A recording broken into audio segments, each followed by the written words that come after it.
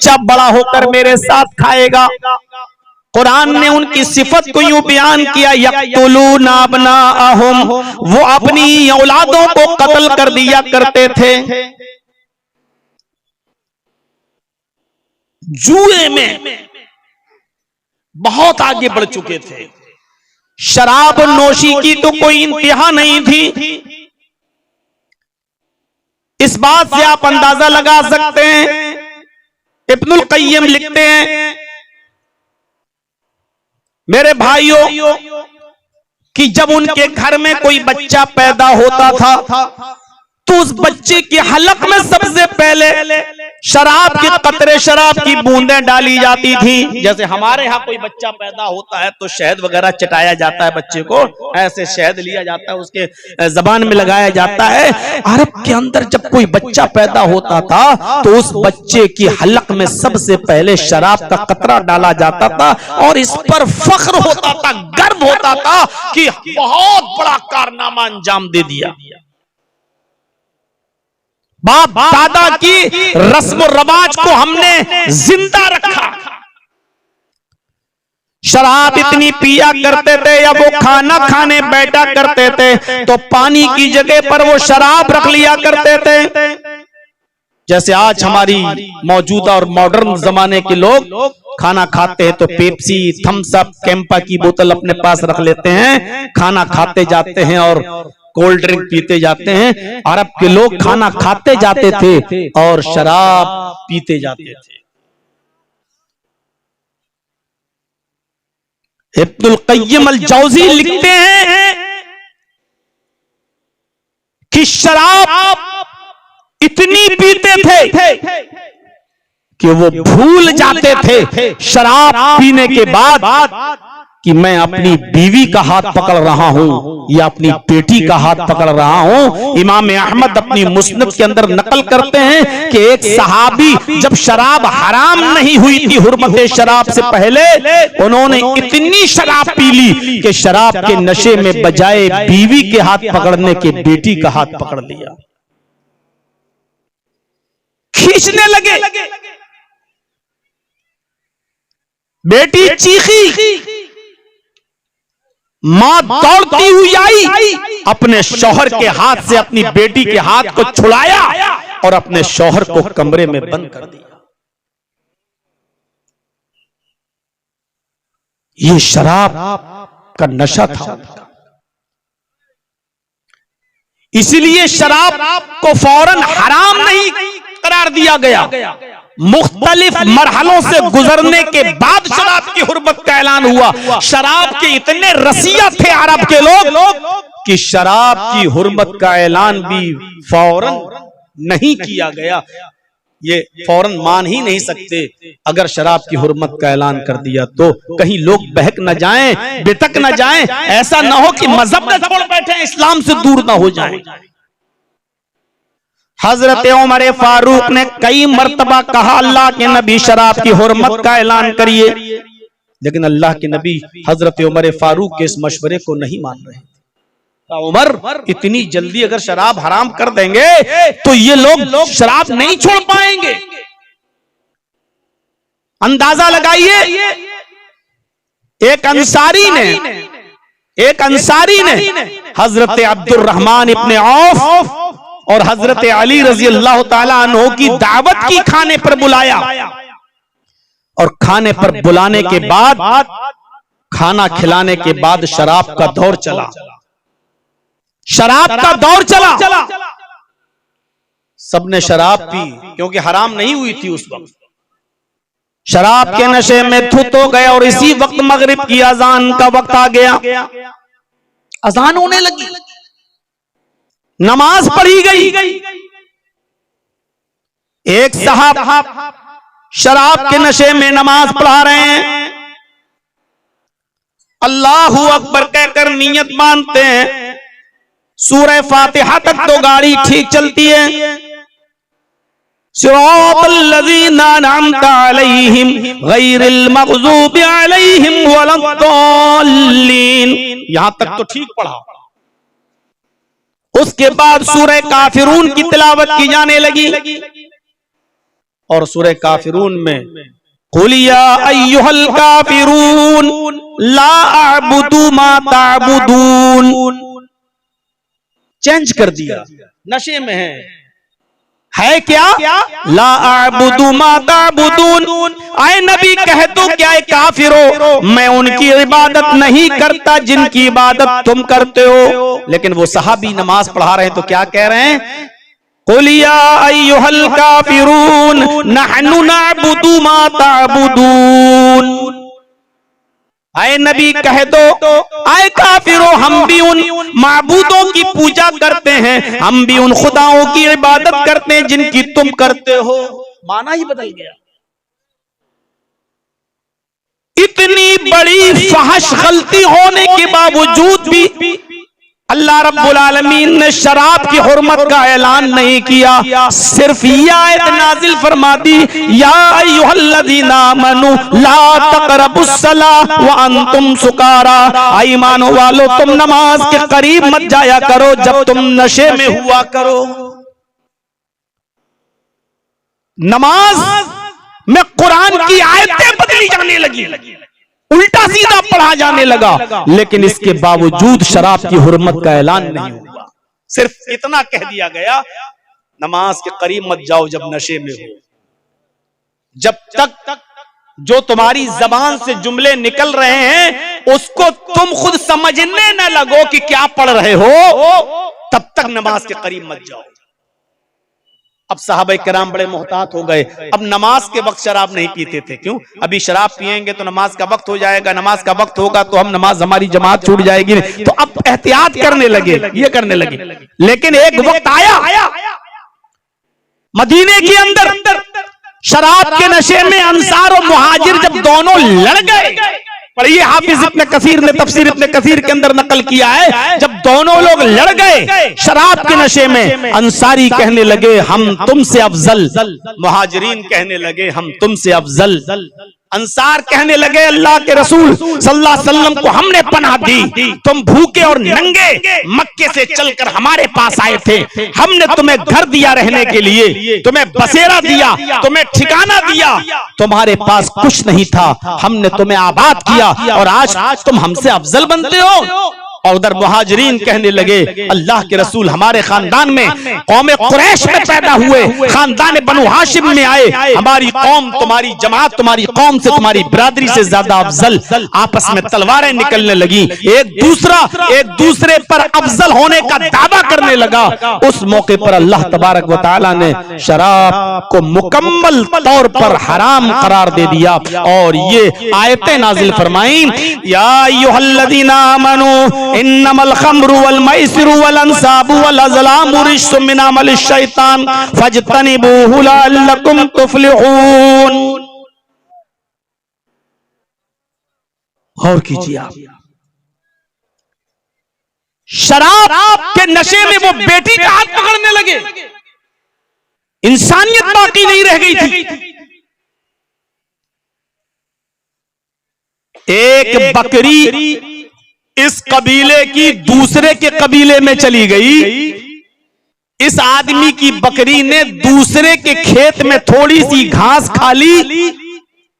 सीरतुन नबी पढ़ी अल्लामा इब्ने हिशाम की, इतनी सी बात को लेकर जब झगड़ा चला तो ये झगड़ा 27 साल तक चलता रहा। मेरी बकरी तुम्हारे खेत कैसे आई, मेरे खेत में तुम्हारी बकरी। उसने कहा अरे बकरी है, जानवर है, आ गया तो क्या हुआ। बस इतनी सी बात को लेकर जब झगड़ा चला दोनों कौमों में, दोनों बिरादरियों में, दोनों कबीलों में, दोनों खानदानों में, तो ये झगड़ा 27 साल तक चलता है, 27 साल तक। और दोनों तरफ से मरने वालों की तादाद जब गिनी गई तो तादाद हो गई 40,000। 40,000 लोग मर चुके लेकिन झगड़ा खत्म नहीं। ऐसी हैवान कौम बन चुकी थी, ऐसी जानवरियत पैदा हो चुकी थी अरब के अंदर। सोचिए अल्लाह के रसूल के सामने कितने चैलेंजेस रहे होंगे, नबी अकरम के सामने कितने चैलेंज। एक चैलेंज, अरे हम और आप तो एक बुराई मुआशरे से खत्म नहीं कर पा रहे हैं, एक बुराई के बाला वालों ईमानदारी से बताना, जहेज चलता कि नहीं चलता हमारे यहाँ? पूरे बिहार में मदरसे कितने हैं, उलमा कितने हैं, इदारे कितने हैं, मौलवी कितने हैं, जुमे के खुतबे में मस्जिदों में खुतबे होते हैं, तकरीरें होती हैं। 26 सालें तो मुझे हो गई हैं आपके इलाके में 1999 से आते हुए। इतनी लंबी मुद्दत तक, इतना लंबा जमाना, इतने मदरसे, इतने मौलवी, इतनी मस्जिदों से दिए जाने वाले जुमे के खुतबे, लेकिन अभी तक जहेज की एक लानत हमारे यहां से खत्म नहीं हो रही है। मोहम्मद रसूलुल्लाह से पूछो, अकेले जुआ खत्म करना, शराब नोशी मिटाना, जिनाकारी खत्म करना, अभी सुनते जाइए बुराइयों के क्या क्या शौक थे और तरीके थे, वहां बुराइयां कैसी कैसी राइज थी, अभी सुनते जाइए। और अकेले नबी अकरम सल्लल्लाहु अलैहि वसल्लम ने इन चीजों को खत्म करके, चैलेंज को कबूल करके इन तमाम चीजों को खत्म कर दिया। बेटा बैठ जाओ, शादी हो गई तुम्हारी, अब कहां जाओगे, बैठो। तो अंदाजा लगाइएगा, अभी सुनते चलिए। एक जहेज की लानत हम खत्म नहीं कर पा रहे हैं अपने समाज से और मुआशरे से, और जबकि करना चाहें तो चुटकियों में हो जाए। जर्जीस साहब जैसे सारे मौलवी इलाके के अगर ये तय कर लें कि जहां जहेज दिया जाएगा और जहां जहेज मांगा जाएगा, हम उनका निकाह नहीं पढ़ाएंगे। उलमा तबका अगर इस बात पर एग्री हो जाए और इसको तय कर ले, तो मेरे भाइयों बताओ ये बुराई बंद होने में कितना टाइम लगेगा।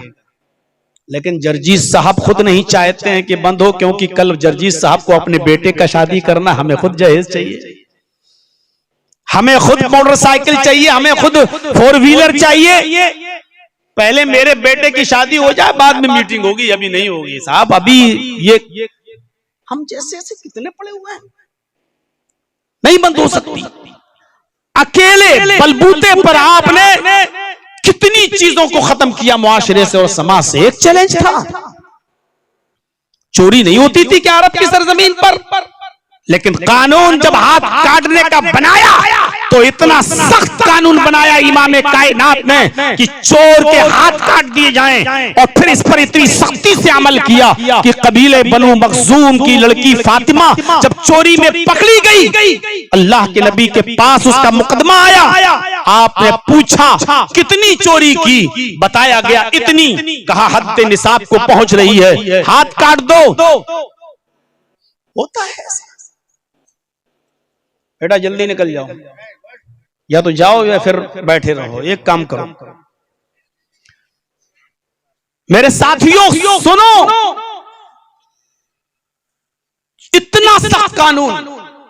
अब वहां यह हुआ कि इतने ऊंचे घर की लड़की का हाथ काटा जाएगा, फातिमा नामी लड़की का, बनु मखजूम की कबीले की लड़की, बड़े ऊंचे घर की, बड़े साहब की बेटी, अरे नाक कट जाएगी, नाक कट जाएगी। ओफो, किसको भेजा गया अल्लाह के नबी के पास? मशवरा हुआ कि ऐसे आदमी को भेजो जो अल्लाह के रसूल के बहुत करीब हो और अल्लाह के रसूल उसकी बात न टालें। तो जानते हो मशवरे में क्या तय हुआ? हजरत उसामा इब्ने जैद को भेजा जाए। हजरत उसामा को भेजा गया कि जाओ अल्लाह के नबी से कहना कि बड़े ऊंचे घर की लड़की है, अगर उसका हाथ कट गया तो नाक कट जाएगी। लोग क्या कहेंगे कि देखो मोहम्मद ना अमीर देखता है, ना गरीब देखता है, ना ऊंचा खानदान देखता है, ना ऊंची नस्ल।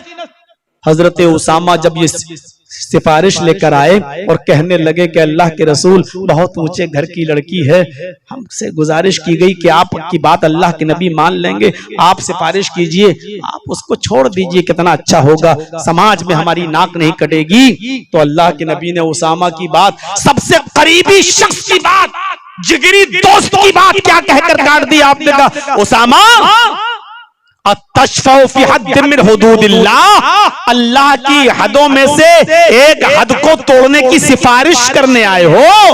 चोरी की सजा में हाथ काटने का कानून मैंने नहीं बनाया है, अल्लाह की तरफ से जिब्राइल ये कानून लेके आए हैं। अस्सारिक़ु वस्सारिक़तु फ़क़्तऊ अयदियहुमा, चोरी करने वाले मर्द का और चोरी करने वाली औरत का दोनों का हाथ काट डाला जाए।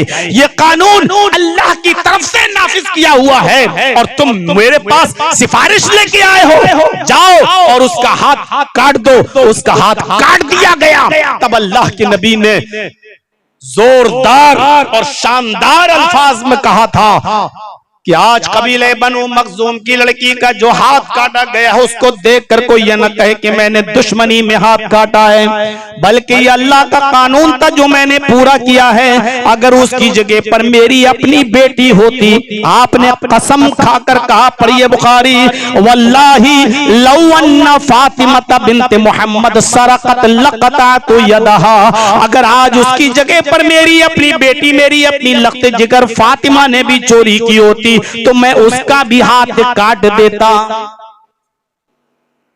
इस तरीके से आपने चोरी को खत्म किया और चोरी के सारे चोर दरवाजों को भी आपने बंद किया। एक चैलेंज था नबी अकरम के सामने। शराब की हुर्मत का जब ऐलान हुआ तो शराब ऐसे मदीने में बह रही थी। इंसाइक्लोपीडिया ब्रिटानिका पढ़िए, क्रिश्चियन राइटर लिखता है जैसे नालियों में बारिश के दिनों में पानी ऊपर आ जाता है। जब अल्लाह के नबी सल्लल्लाहु अलैहि वसल्लम ने मुनादी करवाई और ऐलान करवाया कि लोगों शराब अब हराम कर दी गई है, तो जो 20 साल से शराब पी रहे थे, जो 80-80 साल के बूढ़े भी शराब पी रहे थे, जिनसे शराब कभी छूटने की तवक्को न थी, हुर्मत शराब का ऐलान सुनने के बाद भी उन्होंने अपनी सुराहियां फोड़ दी, अपने मटके तोड़ दिए, अपने ड्रम तोड़ दिए और पानी नालियां भर गई और शराब सड़कों पर आने लगी।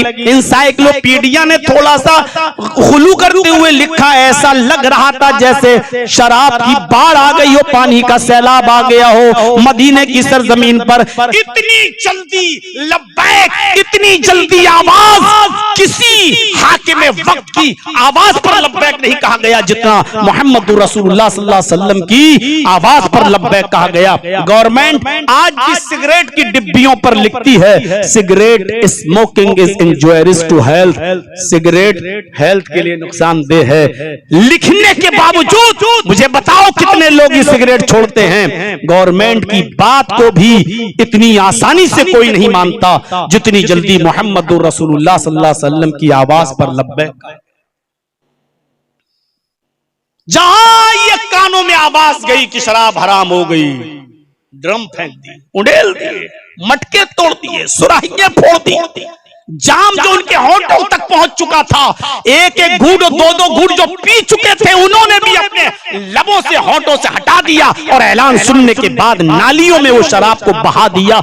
इतनी जल्दी किसी की आवाज पर लब्बैक नहीं कहा गया जितनी जल्दी मोहम्मद रसूलुल्लाह की आवाज पर लब्बैक कहा गया। हम अपने समाज पे गौर करें, हम तो छोटी सी मामूली चीज नहीं छोड़ पाते, बीड़ी नहीं, सिगरेट नहीं, तंबाकू नहीं, खैनी नहीं, मसाला नहीं। हुर्मत शराब के ऐलान के बाद सहाबा ने शराब के मटके तोड़े। ऐसी इताअत और फरमा बरदारी का सबूत दिया मोहम्मद रसूलुल्लाह की आवाज पर। गौर कीजिए, जिनाकारी भी अपने उरूज पर थी। जब शादियां ही गलत तरीके से होती थी तो बुराइयां कितनी होंगी। हमारे यहां जो शादियां होती हैं उस पर एक नजर डाल लीजिए, हर इलाके की अलग अलग है। अरब के अंदर शादी कैसी होती थी, पढ़िए बुखारी किताबुन निकाह। हजरत आयशा सिद्दीका फरमाती हैं, जमाने जाहिलियत में निकाह के 4 तरीके थे। एक तरीका तो ऐसा ही था जैसे हमारे और आपके यहाँ होता है, ये बहुत कम लोग अपनाते थे, चंद लोग जो बहुत शरीफ थे ये तरीका अपनाते थे। लड़के वाला लड़की वाले को पैगाम देता है और निकाह हो जाता है। ये बहुत कम था वहां पर, जैसे आटे में नमक, बहुत कम था। शादी का जो एक खतरनाक तरीका था, बुखारी की रिवायत के मुताबिक, उस तरीके पर जरा गौर कीजिए क्या था। ये शादी थी, जरा सोचिए, शादी जब ऐसी होती होगी तो बुराइयां कैसी होती होंगी। एक लड़का किसी लड़की को निकाह का पैगाम देता और फिर वक्त पर शादी होती। एक लड़का किसी लड़की को निकाह का पैगाम देता, फिर शादी होती। शादी के बाद वो अपनी बीवी को अपने घर लाता, लेकिन उसके साथ शबे जुफाफ नहीं मनाता, रात नहीं गुजारता। नहीं नहीं नहीं, बीवी मेरी, लेकिन वो खुद नहीं सोता अपनी बीवी के साथ। जिस दिन लाया उस दिन आराम करवाया, कमरे में बैठो लेटो, खुद नहीं गया उसके पास। और दूसरे दिन अपनी बीवी को अपने किसी दोस्त के हवाले कर दिया करता था।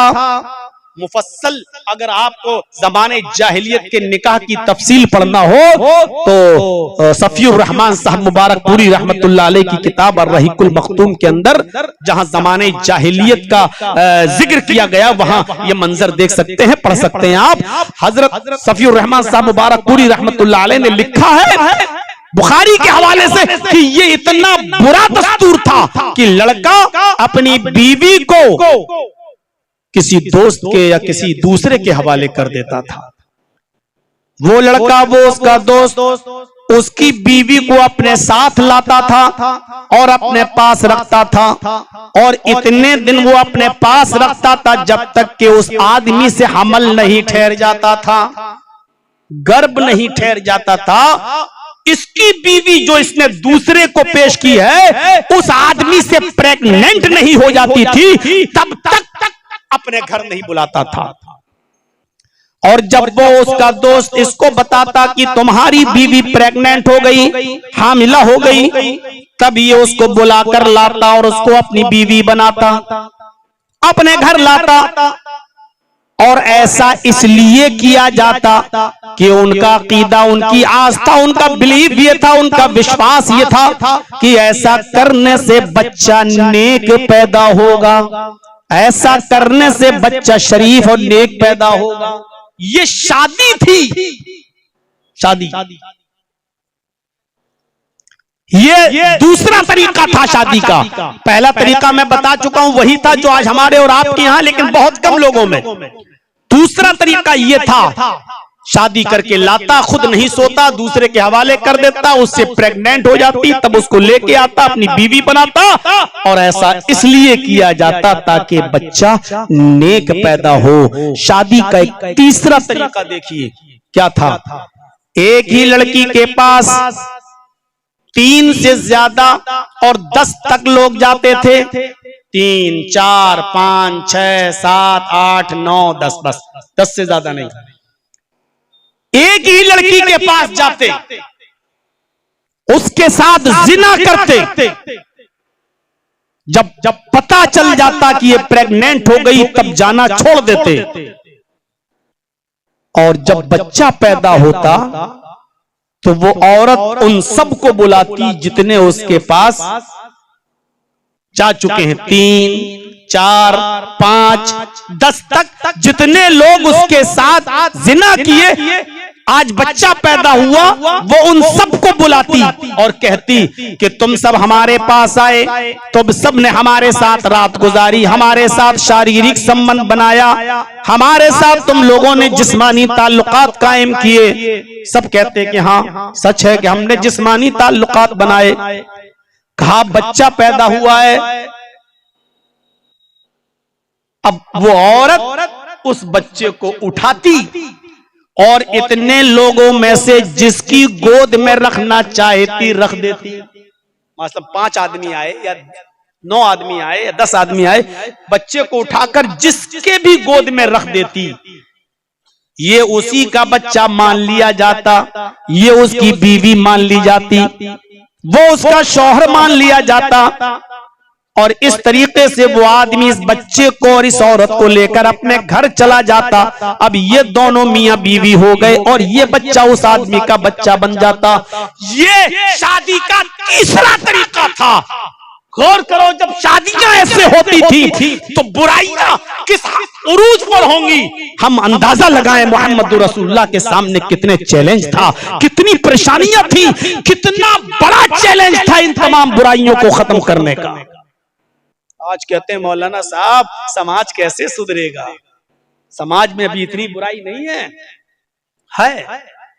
लेकिन इतनी नहीं कि एक औरत के साथ 10 आदमी जा रहे हो और वो जिसकी गोद में बच्चा रख दे। हाँ बुराइयां हैं, ये हम भी जानते हैं। और कल तो मुझे टॉपिक ही दिया गया था बोलने के लिए, बताया गया था मौलाना साहब हमारे गांव का माहौल बहुत खराब है, यहाँ शादियों के बाद भी 4-4, 5-5 बच्चों की अम्मा भी दूसरों के साथ भाग जाती है बच्चे छोड़कर। अल्लाह न करे कि आपके यहां पर भी ये माहौल हो, और हो तो अल्लाह रब्बुल आलमीन हमारी मां बहनों को हिदायत दे, हमारे भाइयों को। मेरे भाइयों तसव्वुर कर रहे हैं आप, ये शादी का तीसरा तरीका, और चौथा तरीका बड़ा खतरनाक। एक और तरीका सुन लीजिए शादी का क्या था। औरतें अपने घर की छत पर हरी झंडियां लगा दिया करती थीं। औरत अपने घर पर हरी झंडी लगा दिया करती थी। इसका मतलब यह था कि मैं फ्री हूं और जो भी मेरे पास आना चाहे आ जाए। पूरे साल तक लोग उसके पास आते थे, पूरे साल तक, और इसमें तादाद बढ़ भी जाती थी, काफी लोग हो जाते थे।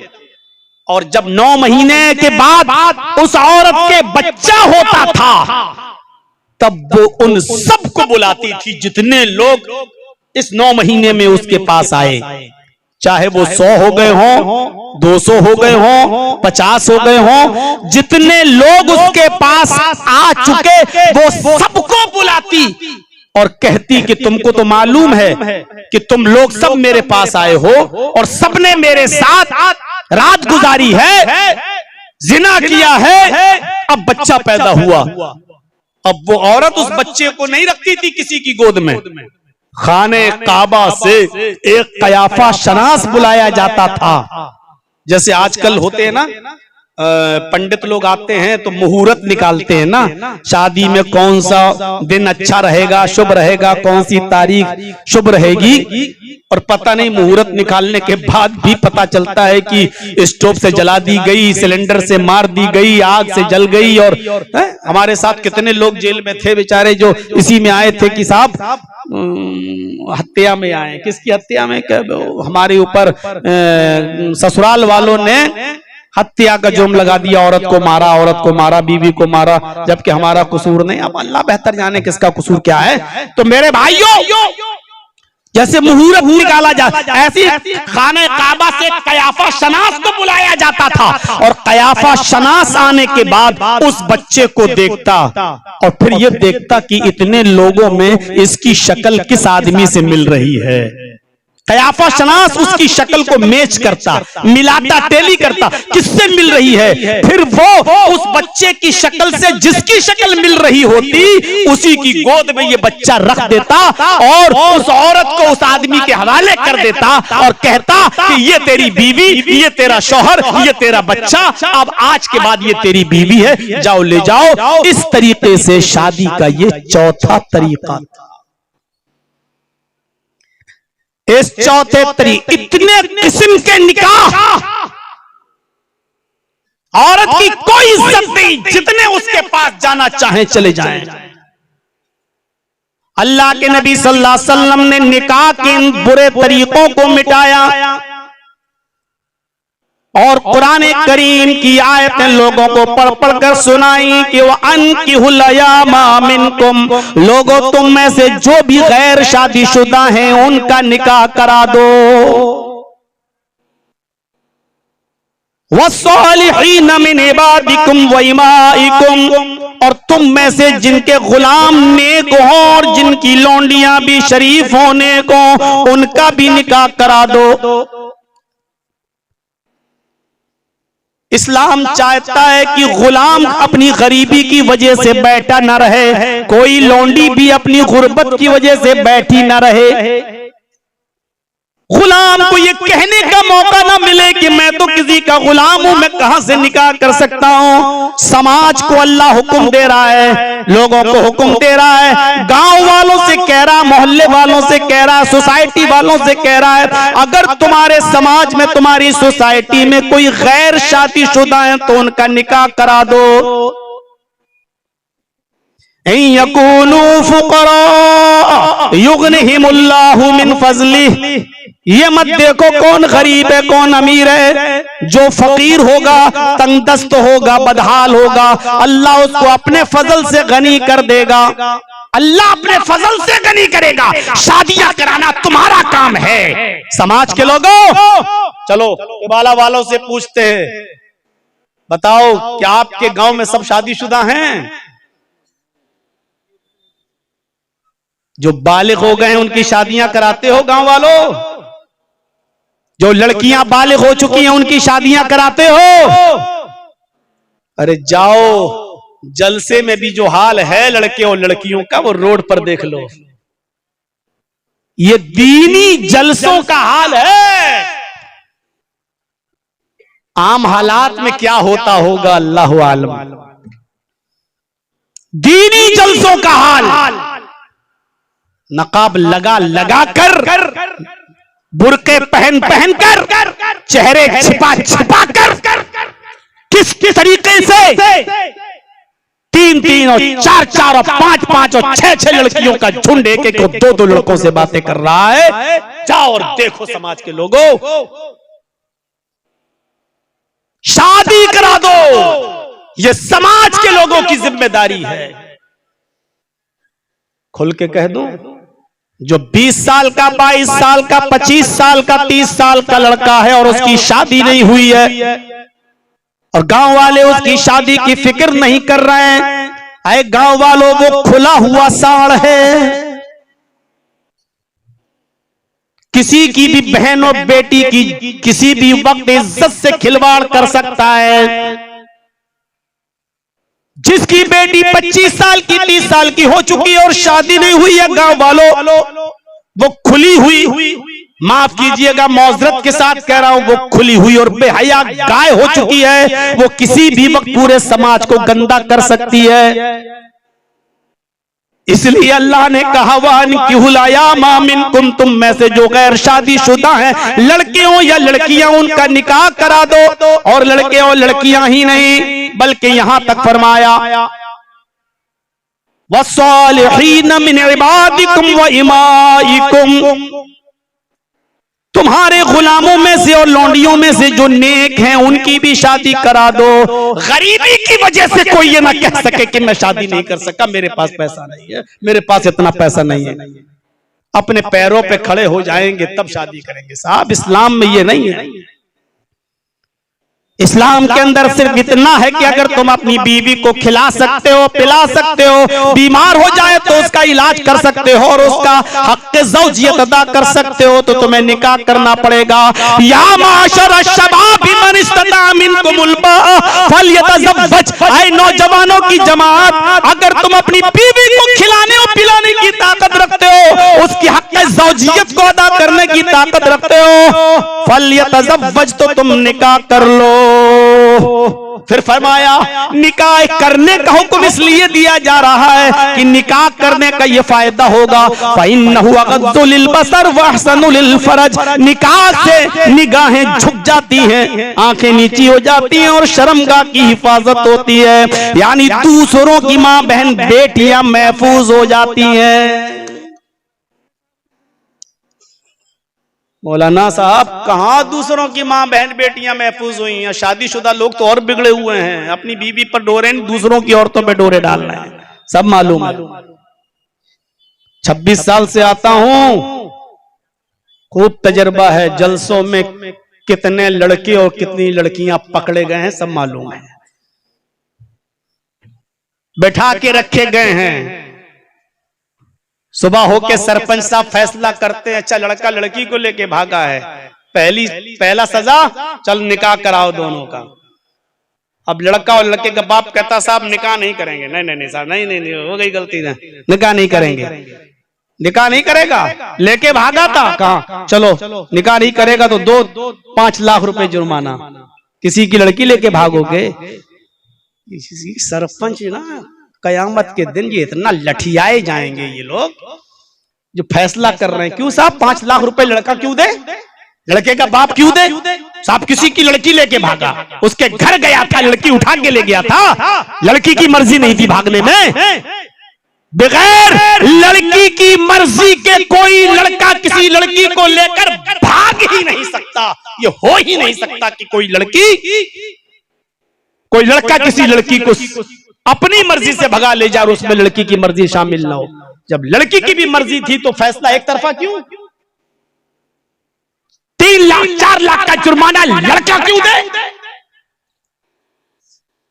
कुरान ने जब सजा मुतय्यन की तो पहले लड़की का नाम लिया, अज़्ज़ानियतु वज़्ज़ानी फजलिदू कुल्ला वाहिदतिन मिनहुमा मियता जल्दा। कुरान तो कह रहा है जिना करने वाली औरत और जिना करने वाला मर्द अगर दोनों कुआरे हैं तो दोनों को 100 कोड़े मारो। कुरान तो पहले औरत का नाम ले रहा है, लड़की का नाम ले रहा है, क्योंकि जिना के लिए उकसाने में और जिना करने में लड़के से ज्यादा लड़की जिम्मेदार होती है। और आप फैसला सुनाते हैं लड़के वाला जुर्माना दे। कयामत के दिन ये मुखिया लोग और ये सरपंच भी पकड़े जाएंगे। आओ तुम क्या तुम फैसला करते हो? मैं ये बात इसलिए कह रहा हूं क्योंकि बहुत सी जगहों पर फैसले मैंने देखे हैं। इसी कटिहार में और इसी पूर्णिया में और अररिया में गांव वालों ने ये फैसले सुनाए। इस बुनियाद पर मैं कह रहा हूं मेरे भाइयों, जिनाकारी आम थी, उरूज पर थी, हद से ज्यादा थी। शादियों के ये तरीके थे, इस्लाम ने इन तमाम तरीकों पर पाबंदी लगा दी और हुक्म दिया कि जो गैर शादीशुदा हैं मुआशरे को पाक और साफ रखने के लिए उनका निकाह करा दो। अल्लाह के रसूल के पास एक औरत आई और बुखारी की रिवायत, अल्लाह के नबी मैं आपसे निकाह करना चाहता हूं, आप खामोश रहे। उसने दोबारा कहा आप खामोश रहे। उसने तीसरी बार कहा आप खामोश रहे। उसने चौथी बार कुछ कहना चाहा तो सहाबी बोले कि अल्लाह के रसूल वो बार बार आपसे शादी की बात कर रही है और आप कुछ बोल नहीं रहे। अगर आपको नहीं करना है तो मेरे साथ कर दीजिए शादी। है क्या मामला था? मेरे साथ कर दीजिए शादी। अल्लाह के नबी ने कहा नहीं मैं तो नहीं कर सकता, तुम करोगे? कहा जी। उस औरत से पूछा तुम करोगी? कहा अल्लाह के रसूल मैं आपके लिए आई थी, अगर आप नहीं करना चाहते तो फिर मैं इसके साथ कर लूंगी। फिर आपने उस साहबी से पूछा देने के लिए क्या है? देने के लिए क्या है? नहीं मेहर, बीवी को, होने वाली बीवी को क्या देगा? आदमी से पूछा। यहाँ पूछते हैं मोटरसाइकिल मिलेगी या नहीं मिलेगी? 5 किलोमीटर मेरा बेटा दूर दुकान पे जाता है, आने जाने में आसानी रहेगी। कटोरा लेके भीख मांग ले, इंटरनेशनल भिखारी क्यों नहीं बन जाता? बेटी लड़की से मांग रहा है, क्या मिलेगा? अल्लाह के नबी ने कहा क्या देगा? हदीस के अल्फाज मा इंदी शैउन, कुछ नहीं है, कुछ नहीं है और शादी करना चाह रहा है। अल्लाह के नबी ने फरमाया जाओ और घर में कुछ तलाश करके लाओ, जो भी हो घर में, मेहर में दो। वो घर गया और लौट के आया और कहता अल्लाह के रसूल कुछ नहीं मिला। आपने दोबारा भेजा इल्तमिस खातमम मिनल हदीद, लोहे की अंगूठी मिल जाए तो वही ले आ। लोहे की 2 रुपए नहीं और 4 रुपए में यहां बिक रही होंगी। लोहे की अंगूठी मिल जाए तो वही ले आओ। वो घर गया और आता और कहता मां वजदतु खातमम मिनल हदीद, अय अल्लाह के रसूल लोहे की अंगूठी भी नहीं मिली। आपने कहा अच्छा ये हाल है तुम्हारे घर का? और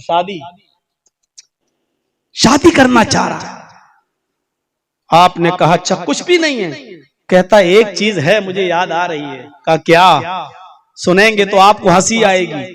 इंदी इजारुन या रसूल अल्लाह, एक लुंगी है मेरे पास। आपने कहा वो लुंगी इसको दे दे। कहता अल्लाह के रसूल सोते वक्त मैं पहनता हूं, पुरानी लुंगी है, इसको दे दूंगा तो मैं क्या पहनूंगा? आधी दे सकता हूं, आपने कहा आधी लुंगी फाड़ के उसको देगा तो आधे में वो उसके किसी काम की नहीं और आधी तेरे भी किसी काम की नहीं। बोला मेरे तो काम की है, मैं कहीं नहीं पहन नहीं सकूंगा तो कहीं बिछा के बैठ तो जाऊंगा, धूप में कहीं जा रहा हूं पेड़ के नीचे बिछा के बैठ तो जाऊंगा, आधी तो दे सकता हूं आधी नहीं। पुरानी लुंगी वो भी पूरी नहीं दे रहा, कह रहा आधी दे सकता हूं। आपने कहा फिर अपने पास रख ले। अच्छा ये बता कुरान कितना याद है, अफसोस सुनिए और अफसोस कीजिए हम और आप अपने आप दौलत नहीं, सोना नहीं, चांदी नहीं, जवाहरात नहीं, पैसा नहीं, कुछ नहीं, यहां तक कि लोहे की अंगूठी भी नहीं। लेकिन पूछा कि कुरान कितना याद है, उसने कहा अल्लाह के रसूल सूरह मुल्क याद, सूरह हश्र याद, सूरह हक का याद, सूरह क़यामा याद, सूरह नबा याद। अल्लाह के नबी ने कहा इतनी सूरतें याद हैं? कहा हाँ। आपने उस औरत से पूछा क्या औरत क्या तुझे ये सूरतें याद हैं? उसने कहा नहीं। फरमाया तेरा होने वाला शौहर अगर तुझे कुरान की ये सूरतें याद करा दे और यही सूरतें तेरा मेहर बन जाएं तो तू निकाह करने के लिए तैयार है या नहीं? कहने लगी अल्लाह के रसूल जिस औरत के निकाह में कुरान की सूरतें मेहर बन जाएं उससे ज्यादा बाबरकत निकाह और किस औरत का हो सकता है? अल्लाह के नबी सल्लल्लाहु अलैहि वसल्लम मैं तैयार हूं। आपने उसी वक्त निकाह पढ़ाया और उन दोनों को रुखसत कर दिया। न बारात का पता, न हल्दी का पता, न मेहंदी का पता, हाँ, न 300 चोरों का पता, न 400-500 डकैतों का पता। बुरा लग रहा है ना? लगेगा लगेगा, जाहिर है। लड़की वाले के यहां खाना जाओगे, लड़का कहता 300 आदमियों की बारात लेके आऊंगा। 300 गरीब आदमी है और ये डकैती नहीं है। जहेज कम दोगे तो चलेगा लेकिन मेहमानों की खातिरी अच्छी तरीके से करना। अच्छा कहते कि नहीं कहते हैं मेरे साथ इतने लोग आएंगे, मेहमानों की खातिरी जरा अच्छे से करना। ये अच्छे से करने का मतलब समझते हो ना? बड़ा नहीं चलेगा,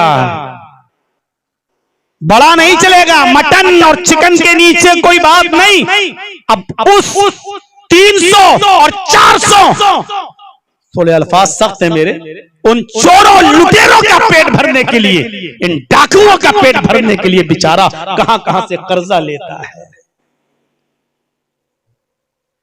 सऊदी अरब से हज करके आए हैं साहब, सब रुमाल डाला है, मुंह में पान, दाढ़ी पे हाथ फेर के कहां जा रहे? बारात में जा रहे हैं, बारात में जा रहे हैं, मुंह में पान, दाढ़ी लंबी, हाथ फेरा, सऊदिया का रुमाल लाल रंग का डाले, कहां जा? बारात में जा रहे हैं, बारात में जा रहे हैं। चोर कहीं के बारात में जा रहे हैं तो कितना अच्छा शौक से बड़े फख्र से कह रहा बारात में जा रहे हैं साहब। जरा तसव्वुर कीजिए क्या बारात थी, निकाह हो गया, रुखसत हो गई। इसी को कुरान ने कहा है नेक लोंडे जो गुलाम हैं और लोडियां जो शरीफ हैं उनका भी निकाह करा दो, उनकी गुर्बत, उनकी मुफलिसी उनके निकाह में रुकावट न बने। ये हुक्म दिया जनाब मोहम्मद रसूलुल्लाह के जरिए अल्लाह रब्बुल आलमीन ने पूरी उम्मत को, पूरे अपने बंदों को ये हुक्म दिया है। इस तरीके से आपने निकाह को आम करवाया। सुनिए, जिनाकारी के दरवाजे बंद कर दिए जो पहले चलते थे। इतनी सख्त सजा मुतय्यन कर दी, इतनी सख्त सजा मुतय्यन कर दी ताकि कोई किसी की माँ, किसी की बहन और किसी की बेटी पर फिर गलत नजर न डाल सके। ये सख्त सजा नहीं है। कुंवारा लड़का है, कुंवारी लड़की है, जिना किया गया है और साबित हो जाए, 4 गवाह मिल जाएं,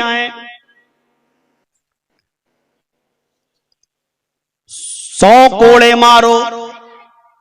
लड़का है तो थोड़ी सी तब्दीली की गई है सजा में।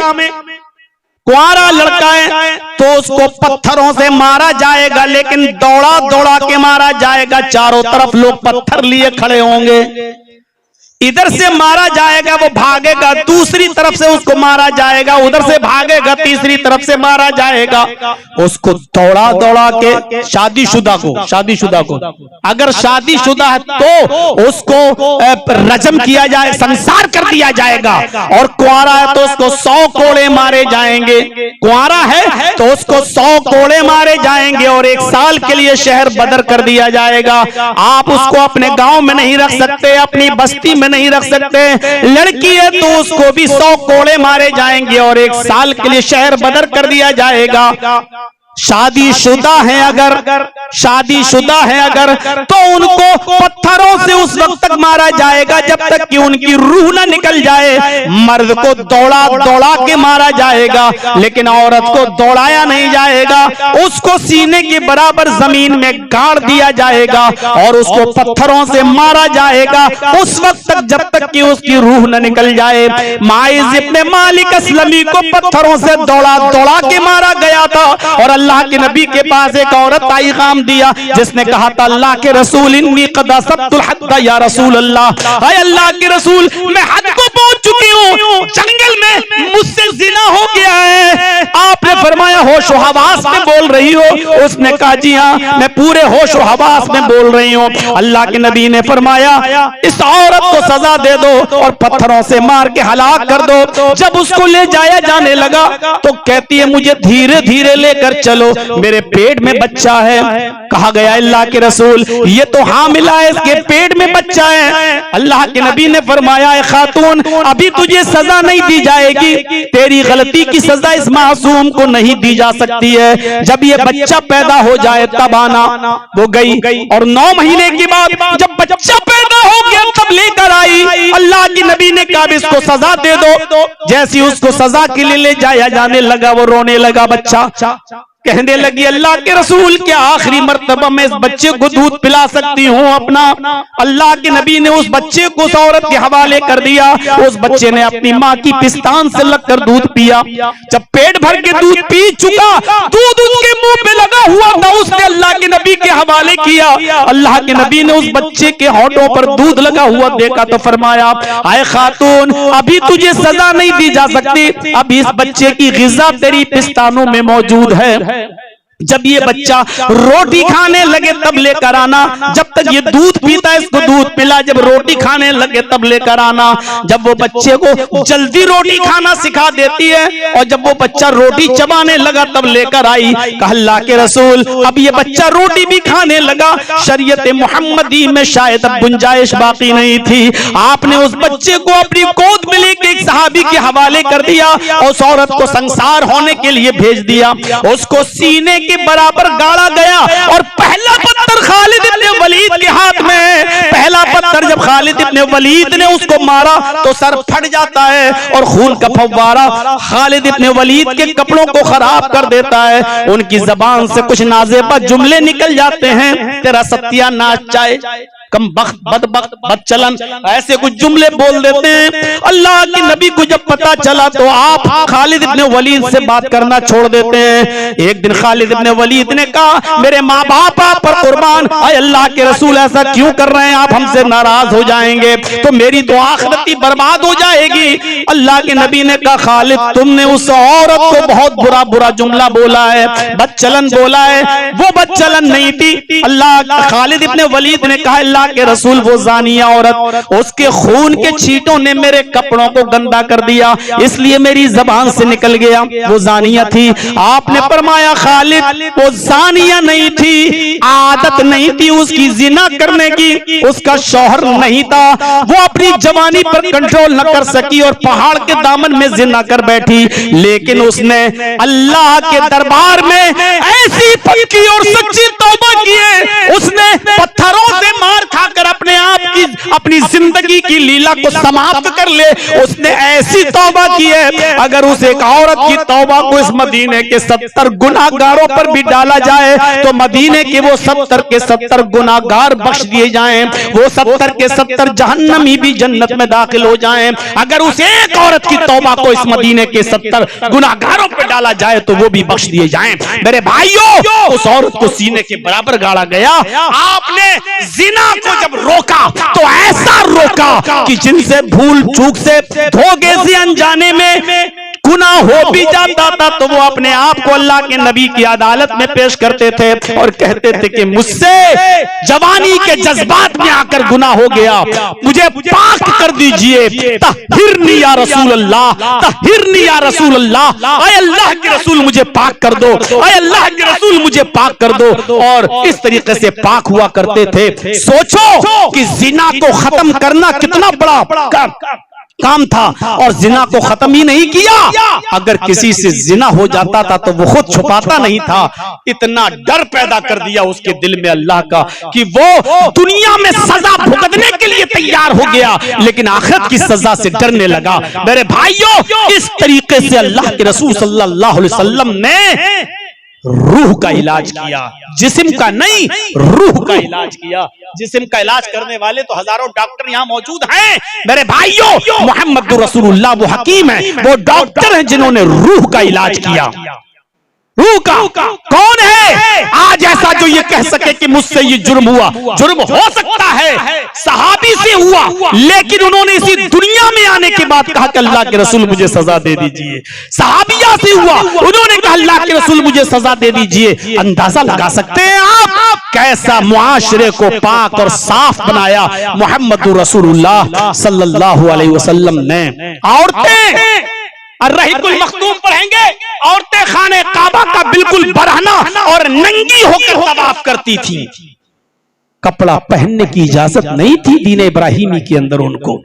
औरतें खाने काबा का बिल्कुल बरहना होकर नमाज पढ़ते तवाफ करती थी। कमा वलदत उम्मुहा, जैसा कि उनकी मां ने उन्हें आज ही पैदा किया। जैसे मां के पेट से पैदा होने वाला बच्चा नंगा होता है, उसके जिस्म पर कोई कपड़ा नहीं होता, ऐसे ही खाने काबा का औरतें बिल्कुल बरहना और नंगी होकर तवाफ किया करती थी। अल्लाह ताला ने इस रस्म बद को ये कहते हुए बंद करवाया, खुज़ू ज़ीनतकुम इंदा कुल्लि मस्जिद, हर मस्जिद के पास जब जाओ तो जीनत अख्तियार कर लिया करो। ऐसी औरतें जो नंगा खाने काबा का नंगी होकर तवाफ करती थी, मोहम्मदुर रसूलुल्लाह सल्लल्लाहु अलैहि वसल्लम ने ऐसा बापर्दा और बाहया बना दिया कि मिसाल दी जाने लगी।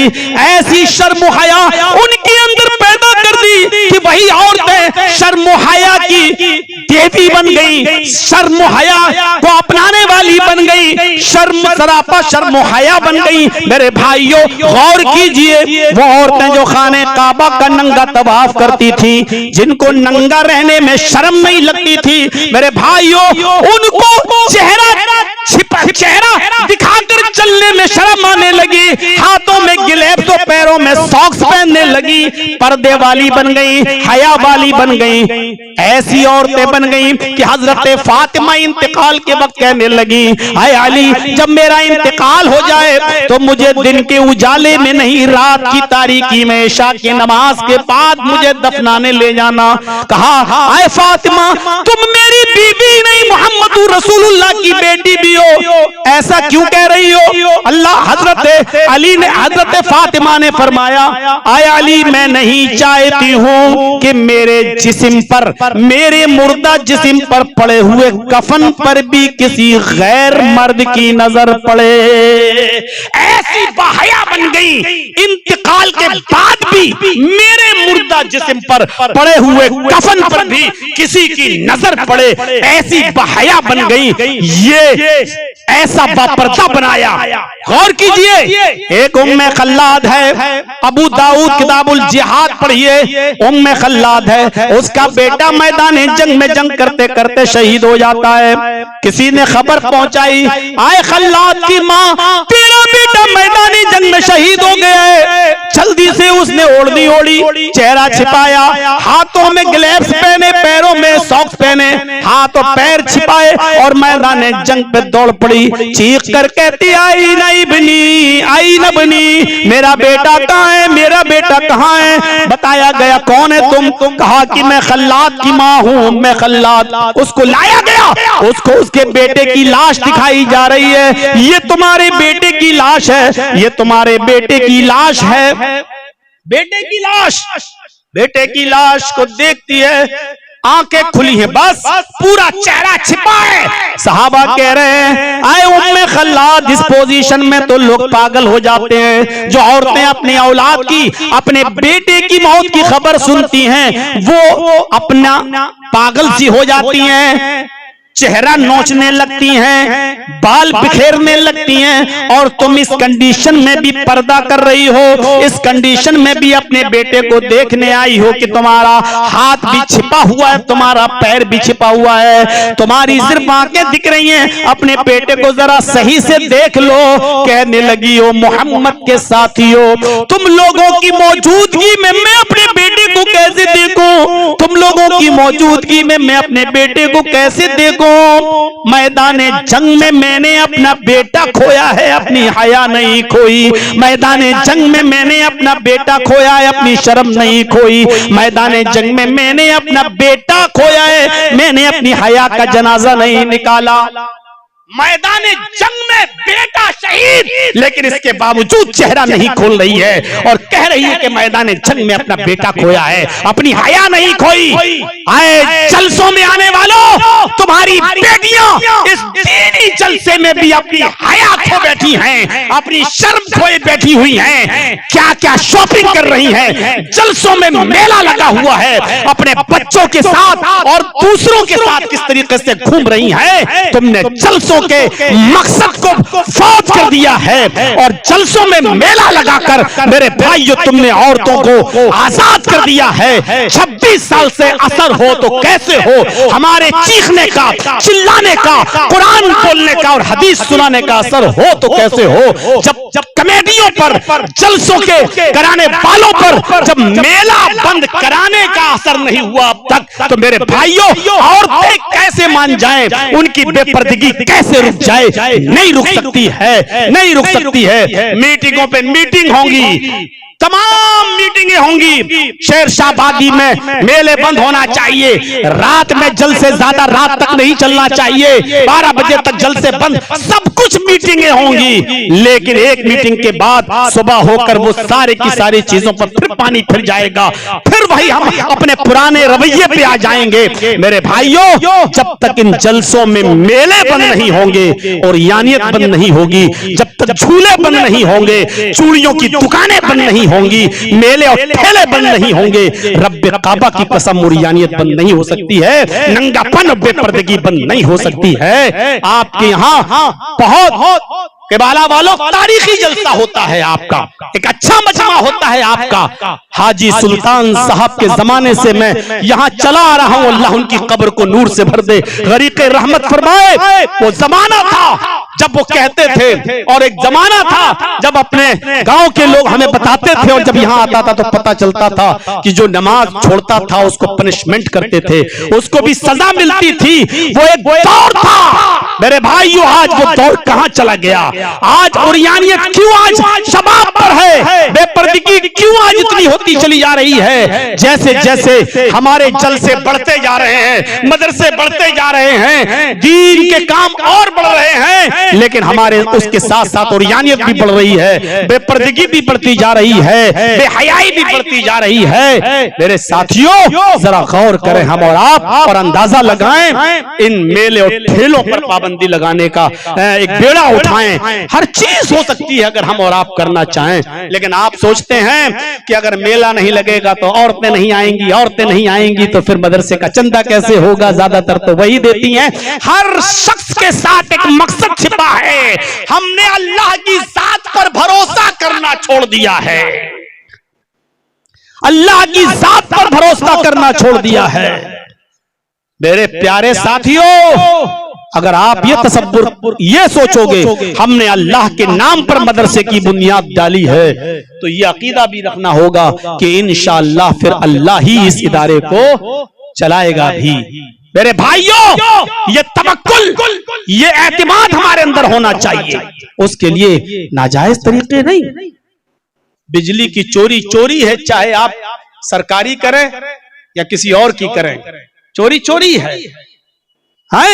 अब आप हमारे उत्तर प्रदेश में ये ज्यादा होता है, कटिया डाल दी, लट्ठे बाहर खंबे पे तार डाला, अब उसी से सर्दियों भर हीटर भी जलेंगे तापने के लिए, और बड़े बड़े हाजी और नमाजी उसी पे गर्म पानी करेंगे, फिर वुजू भी बनाएंगे, जुमे के दिन नहाएंगे तो गर्म पानी करके चोरी की बिजली से, अभी रमजान का महीना जब आएगा तब आप देखिएगा 18-19 फरवरी से आप देखिएगा चोरी की बिजली पर हीटर जलाकर सहरी भी बनेगी, वुजू भी बनेगा और रोजे भी रखे जाएंगे, इफ्तारी भी तैयार होगी।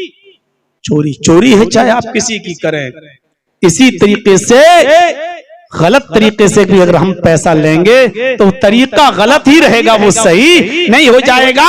इसलिए कोशिश करिए कि हम अल्लाह पर एतमाद करें। एक वाकया मैं आपको सुनाऊं, अल्लाह पर जब कोई एतमाद करता है तो अल्लाह कैसे रास्ता निकाल देता है। अल्लामा इब्ने रजब हम्बली की एक किताब है बड़ी मशहूर, जिसका नाम है तबकाते हनाबिला।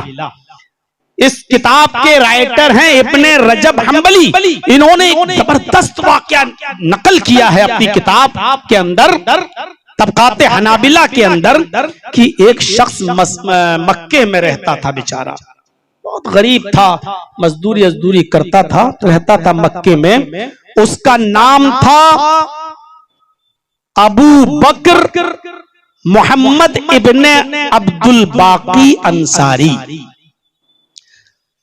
आगे चलकर वो काजी भी बना, जज भी बना, फैसल भी बना। काजी अबू बकर मोहम्मद इब्ने अब्दुल बाकी अंसारी बहुत गरीब मक्के में रहता था। एक दिन बेचारा भूखा और प्यासा निकला, सोचा कि किसी को मेरे चेहरे पर नजर पड़ जाए और मेरी हालत देखकर कोई मुझे खाना खिला दे, कोई मुझे पानी पिला दे, कोई मुझे कुछ खिला दे पिला दे। ये बेचारा भूखा प्यासा निकला तो इसको रास्ते में रेशम की एक थैली नजर आई। रेशम की एक थैली इसको पड़ी हुई दिखी, जो रेशम के धागे से ही बंधी हुई थी। उसने उस थैली को उठाया और खोल के देखा तो क्या देखता है, इस थैली के अंदर एक बेशकीमत बहुत महंगा मोतियों का एक हार है। इसने रेशम की उस थैली को खोला, देखा मोतियों का बेशकीमती बहुत महंगा हार है। हार को देखकर खुश हो गया और उसने फिर से बांध दिया और इस थैली को लेकर अपने घर चला आया। इसने अपने घर में रख दिया थैली को, सोचा कि चलिए अब तो हमारे दिन बदल जाएंगे, अगर अब इसको बेचेंगे तो अब हमारे दिन फिर जाएंगे, अब चलें बाहर कुछ मेहनत करते हैं, मजदूरी करते हैं, शायद कुछ मिल जाए। तो ये फिर घर से निकला और थैली को अपने घर रखाया, मोतियों के हार को अपने घर रख के आ गया। जैसे ये खाने काबा के करीब पहुंचता है मक्के के अंदर, तो क्या देखता है कि एक बुजुर्ग आदमी ऐलान कर रहा है, एक बुजुर्ग आदमी ऐलान कर रहे हैं, मेरे पास 500 अशरफियां हैं, मेरे पास ये 500 अशरफियां हैं, लेकिन ये अशरफियां मैं उसी को दूंगा जो मुझे मेरी रेशम की थैली वापस कर देगा। मेरी रेशम की थैली गुम हो गई है, मैं रेशम की थैली देने वाले को ये 500 अशरफियां बतौर गिफ्ट, बतौर इनाम मैं उसे दूंगा। अबू बकर मोहम्मद इब्ने अब्दुल बाकी ने सोचा कि ये थैली इसी आदमी की है, बुजुर्ग की है, बेचारे की, आया होगा हज करने, उम्रा करने, तो इसकी गिर गई होगी। तो पूछा कि कैसी थी, उन्होंने अपनी कुछ खास पहचान बताई कि ऐसी ऐसी थी। उन्होंने कहा मेरे घर चलो। काजी अबू बकर मोहम्मद इब्ने अब्दुल बाकी उनको अपने घर लाए, ये सोचकर कि चलो हमें ज्यादा मेहनत नहीं करना पड़ी, उसका मालिक मिल गया, अब जिसकी थी मैं उसको दे दूंगा, ये बेचारा 500 अशरफियां मुझे इनाम में देगा, चलो इसी से हमारा गुजर बसर चल जाएगा। खुश थे कि आज 500 अशरफियां मुझे मिल जाएंगी। उस बुजुर्ग को वो अपने घर लाए और जब अलामत पूछी तो उन्होंने वही अलामत बताई कि रेशम की थैली रेशम के धागे से बंधी हुई और उसमें मोतियों का एक हार है और उसमें इतने इतने मोती। जब गिने गए तो उतने मोती निकले, वही चीज निकला। कहा कि हमारी है, इन्होंने दे दिया, लीजिए, जब आपकी है तो आप लीजिए। अमानतदार थे, ईमानदार थे, लीजिए आप अपनी थैली। उन्होंने भी वादे के मुताबिक 500 अशरफियां उस नौजवान को दी, लीजिए। लेकिन इस नौजवान ने कहा मैं 500 अशरफियां नहीं ले सकता, ये मोतियों के हार को पहुंचाने की जिम्मेदारी मेरी थी, लेकिन अल्लाह ने मेरे लिए आसानी पैदा कर दी। जब आपकी थी तो आप इसके मालिक थे और हमने आपको दे दी, तो इसमें हम 500 अशरफियां क्यों लें? हमने कोई मेहनत थोड़ी की है। कहा बेटा मैं खुशी से दे रहा हूं। उन्होंने कहा मेरा जमीर गवारा नहीं करता, आपकी थैली आपको मैंने दे दी, फिर 500 अशरफी किस बात की? मैंने आपके यहाँ कोई मजदूरी तो नहीं की है। कहा कि बेटा ये बहुत कीमती हार है, इसलिए मैं तुम्हें एक बतौर इनाम के दे रहा हूं। फरमाया नहीं शेख आप इसको रखिए और आप जाइए। कहा बेटा तुम भूखे भी हो? कहा कुछ भी हो, मैं 500 अशरफियां नहीं ले सकता, मेरा जमीर मेरा दिल गवारा नहीं कर रहा है। ये थैली आपकी थी, मैंने आप तक पहुंचा दिया है। बहुत देने की कोशिश की बुजुर्ग ने, लेकिन इन्होंने वो 500 अशरफियां नहीं ली। वो बुजुर्ग चला गया, हज वज किया, उम्रा वगैरह किया और अपना मुल्क वापस चला गया।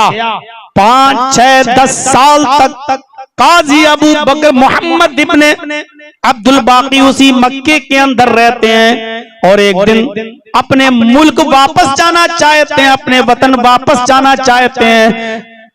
अभी अपने वतन की तरफ जा रहे हैं, मक्का छोड़ रहे हैं, अपने वतन की तरफ जा रहे हैं। जरा सुनिएगा, बड़ा दिलचस्प वाकया है। जब काजी अबू बकर इब्ने मोहम्मद अपने वतन जाने के लिए तैयार हुए तो समंदर का रास्ता अख्तियार किया। एक कश्ती के ऊपर बैठ गए, बहुत से मुसाफिर उसमें बैठे हुए थे, ये भी उसमें बैठ गए।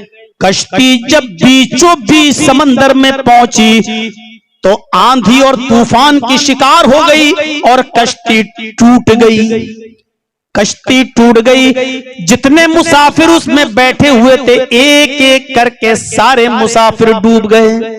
जितने मुसाफिर उसमें बैठे थे एक एक करके उसमें सब डूब गए।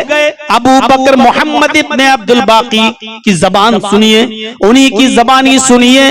कहते हैं कि मुझे अल्लाह ताला ने बचा लिया। जब कश्ती टूटी तो उसके एक तख्ते पर मैं बैठा हुआ था और समंदर की मौजें, समंदर की लहरें उस तख्ते को लिए जा रही थी। कई दिनों कई रातें उस तख्ते को मौजें उड़ेलती रही, ले जाती रही। और एक दिन आया कि मैं बिल्कुल समंदर के किनारे पहुंच गया। जब पहुंचा तो क्या देखता हूं कि मैं एक जजीरे पर पहुंच गया, एक जजीरे पर पहुंच गया।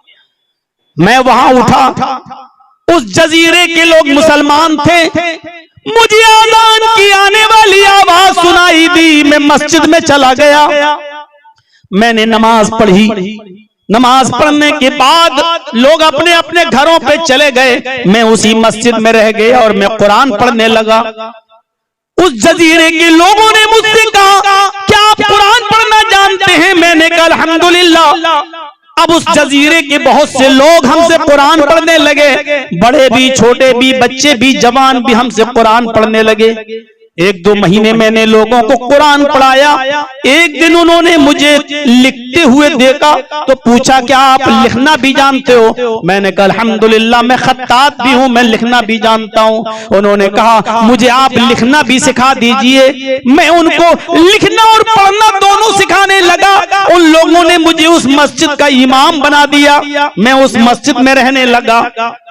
एक दिन आया कि उस गांव के लोगों ने मुझे बताया कि आया अबू बकर मोहम्मद, हमारे गांव में, हमारे कबीले में एक यतीम बच्ची है जिसका बाप अभी 3-4 साल पहले इंतकाल कर गया है। बड़ी नेक और शरीफ बेटी है वो।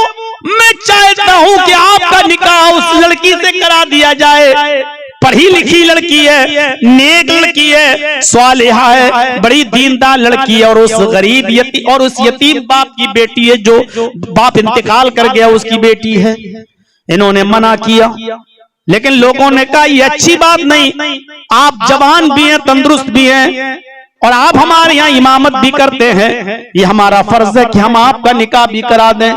उस गरीब यतीम लड़की से इनका निकाह करा दिया गया। ये तैयार हो गए। जब निकाह करा दिया गया तो निकाह के बाद इनको शब उरूसी में भेजा गया, जहां बीवी थी उनके पास भेजा गया। वो बीवी जो दुल्हन बनी बैठी थी, जब ये खुलवत खाने में उसके पास जाते हैं तो इनकी नजर अपनी बीवी के गले पर पड़ती है।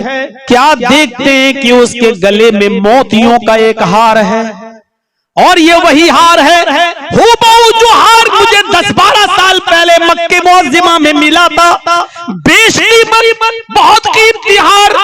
ये उस हार को देखने लगे, कहते कि मेरी ये हरकत बड़ी नाजेबा समझी गई। लड़की कहने लगी, बीवी कहने लगी कि बड़े अजीब इंसान हो, मैं आपकी बीवी और आप मेरी तरफ नहीं देखते हैं, आप इस हार की तरफ देख रहे हैं, आप कुछ लालची नजर आते हैं। कहा नहीं मेरी बीवी, मेरे अंदर कोई लालच नहीं है, मैं इस हार को इसलिए देख रहा हूं कि यही ऐसा ही एक हार कुछ सालों पहले मुझे मक्के मुअज्जिमा में पड़ा हुआ मिला था, मक्के मुअज्जिमा में पड़ा हुआ मिला था। ऐसा ही बल्कि यही हार मुझे मक्के मुअज्जिमा में पड़ा हुआ मिला था। इस हार को एक बुजुर्ग ऐलान कर रहे थे कि मेरा खो गया है, अगर कोई दे देगा तो मैं 500 अशरफियां उसको दूंगा। मैं उनको अपने घर लाया और ये हार मैंने उनके हवाले कर दिया। उन्होंने 500 अशरफियां मुझे दी, लेकिन मेरे ज़मीर ने गवारा नहीं किया।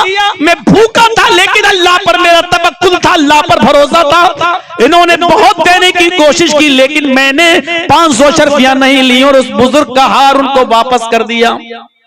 वो अपना हज और उम्रा करके वापस आ गए। उसके बाद आया गया मामला हो गया, लेकिन आज वो हार मैं तुम्हारे गले में देख रहा हूं। लड़की कहती है सुभान अल्लाह, सुभान अल्लाह। अरे मेरे प्यारे शौहर, वो मेरे बाप थे, अभी चंद दिनों चंद सालों पहले उनका इंतकाल हुआ है। वो हर नमाज के बाद ये दुआ मांगा करते थे कि अल्लाह, इस दुनिया में मैंने एक ही अमानतदार और ईमानदार लड़का देखा है जिसने मेरा कीमती मोतियों का हार बिला मुआवजे वापस कर दिया। आय अल्लाह, मेरी बेटी भी जवान होने जा रही है, ऐसा कोई इंतजाम फरमाते कि मैं अपनी बेटी का निकाह उस लड़के के साथ कर दूं। मेरे बाप तो इस दुनिया में न रहे, लेकिन अल्लाह ताला ने आपको मेरे पास पहुंचाकर मेरे बाप की दुआ को कबूल फरमा लिया। हाँ मेरे शौहर, ये वही हार है जो आपने मेरे बाप को पेश किया था, दिया था, और उनसे 500 अशरफियां भी नहीं ली थी। उन्होंने अपनी बीवी के साथ मुलाकात की। सुबह ये वाकया जब गांव में बताया तो तमाम लोग ये कहते थे कि आए अबू बकर मोहम्मद इब्ने अब्दुल बाकी, वो बुजुर्ग इस मस्जिद में रो रो कर दुआ मांगता था और कहता था कि अल्लाह उस लड़के को हम तक पहुंचा दे, उस नौजवान को हम तक पहुंचा दे, उसका यहाँ आने का कोई इंतजाम फरमा दे ताकि मैं अपनी बेटी का निकाह उसके साथ कर दूं। मेरे भाइयों, ये होता है अल्लाह पर तवक्कुल और अल्लाह पर भरोसा करने का इनाम, और दुआ की मकबूलियत का ऐसा, दुआ की जो मकबूलियत होती है, ये दुआ मांगने का सिला। मेरे प्यारे साथियों, अल्लाह पर भरोसा करना सीखिए।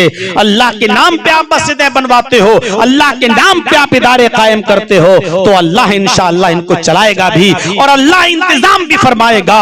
लेकिन ये तमाम खुराफातों को मेरे भाइयों बंद कीजिए, क्योंकि अगर जलसों में इस्लाह ना हो तो बेकार है, जलसों में अगर बेपर्दगी खत्म ना हो तो बेकार है। मेरे भाइयों, हमारे समाज, हमारे मुआशरे से बेपर्दगी खत्म होनी चाहिए।